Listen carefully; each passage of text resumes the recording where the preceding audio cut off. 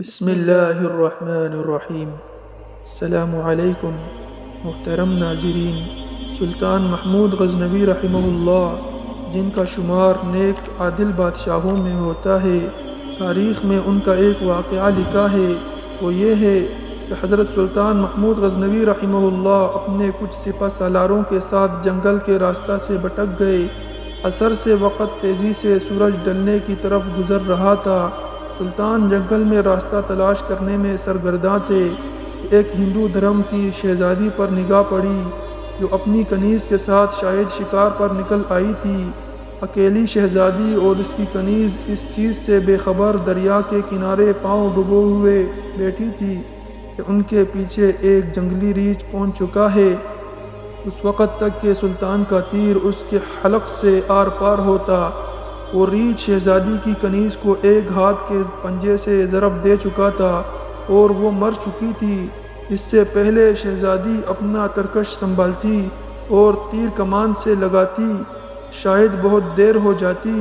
سلطان محمود غزنوی رحمہ اللہ نے پے در پہ 3 تیر اس جنگلی درندے پر دے مارے، جس سے وہ مر گیا۔ شہزادی کو یہ جاننے میں مشکل نہ ہوئی کہ اس مہارت اور بہادری کا مظاہرہ کوئی جنگجو سپہ سالار ہی کر سکتا ہے۔ شہزادی سلطان کی طرف متوجہ ہوئی، اظہار تشکر کے لیے اپنا تعارف کرواتے ہوئے بولی، میرا نام سمرتی ہے، میں جے پور ریاست کے راجا کی اکلوتی بیٹی ہوں، میری جان بچانے کا شکریہ۔ میں تمہیں اپنے پتا سے کہہ کر فوج میں کوئی اعلیٰ عہدہ دلا دوں گی۔ ویسے تم ہمارے فوج کے سپاہی لگتے تو نہیں ہو، بتاؤں کہاں سے تعلق ہے تمہارا؟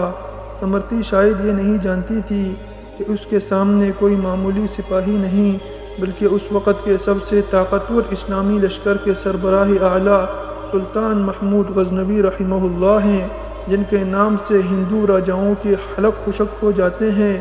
سلطان نے مختصراً اپنی شناخت ظاہر نہ کرتے ہوئے کہا، جی کسی اور فوج کا سپاہی ہوں، چلیے محترمہ، میں آپ کو کسی محفوظ مقام پر پہنچا دوں گا، آپ میرے پیچھے چلتی جائیں، اندھیرا بڑھتا جا رہا ہے، راستہ نہ ملا تو شاید اسی جنگل میں رات بسر کرنی پڑے گی۔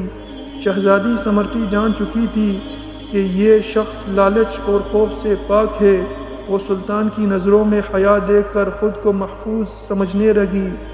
جنگل کی خاردار جھاڑیوں کی وجہ سے شہزادی کا پیر مختلف جگہوں سے چلنی ہو چکا تھا، شہزادی تھکاوٹ سے چور ہو چکی تھی۔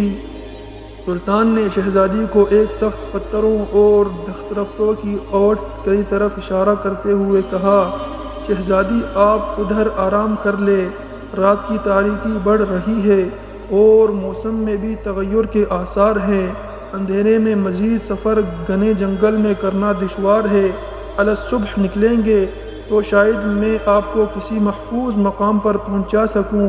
سمرتی کے پاس سلطان پر اعتماد کرنے کے علاوہ کوئی دوسرا راستہ نہ تھا۔ سلطان نے محسوس کیا شہزادی اپنے بیش قیمت مگر قدرے باریک لباس میں جنگل کی ٹھنڈی رات شاید نہ گزار سکے۔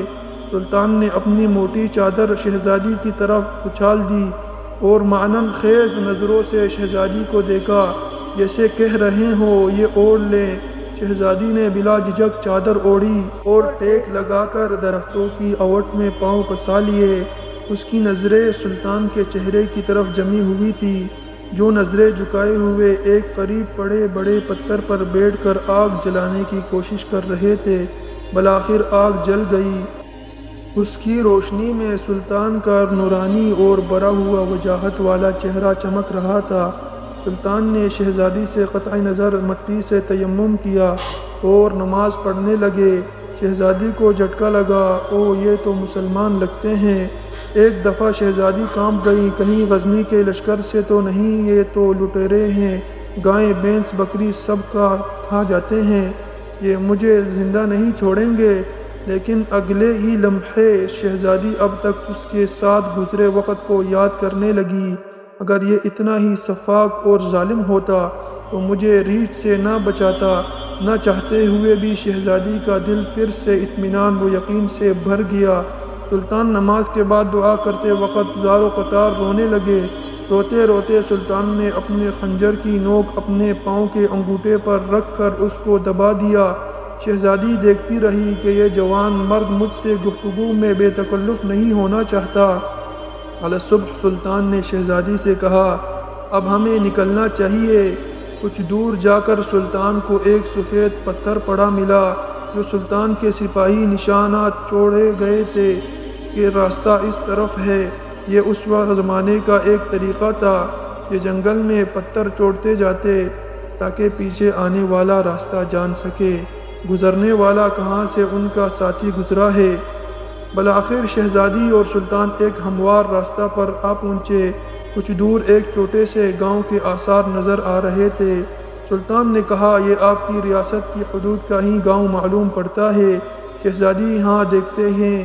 گاؤں پہنچنے پر شہزادی نے گاؤں کے مکھیا کو بلاوا بھیج دیا۔ مکھیا اپنے کچھ ساتھیوں سمیت حاضر ہوا۔ شہزادی نے کہا، ہمیں 2 برق رفتار گھوڑے دے دیا جائے اور کچھ خشک اناج اس سپاہی کو دے دیا جائے۔ شہزادی نے سلطان سے کہا، اجنبی، ہمیں بہت حیرت ہوئی ہے تم پر، آخر تم کس مٹی کے بنے ہو؟ ساری رات تم اپنے خنجر سے زخم کریدتے رہے اور میری طرف کوئی توجہ نہ دی۔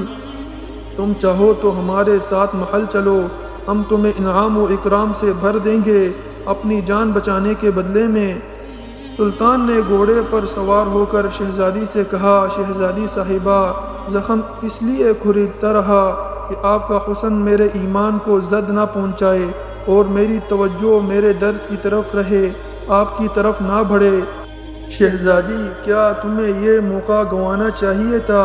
ہم سے خلوت میں ملاقات کے لیے لوگ اپنی ریاستیں دستبردار کرنے کو تیار ہے۔